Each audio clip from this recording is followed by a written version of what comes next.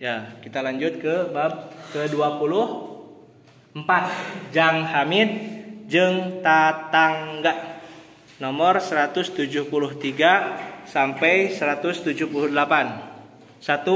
2, 3. Jang Hamid budak nu soleh, sopan sareng ramah tamah, kubatur dipikadede da teu boga laku geuleuh, jeung tatangga teh rapihna kakolota wa budakna teu ngalawan paseana, komo lamun ngahinana, mun ngaji sok babarengan, ka madrasah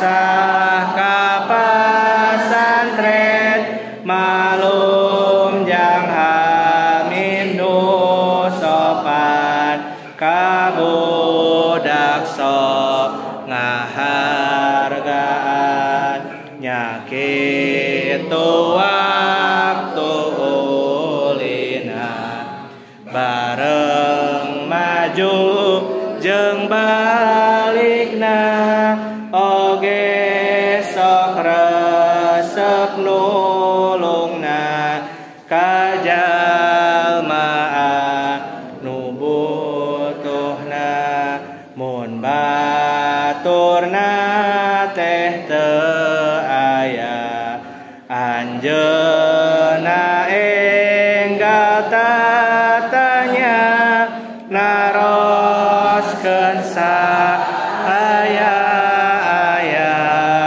mun gering sok dilongokna, kahirupan Jang Hamidna, rejeng budak tatanggana, layet pisana polahna, teu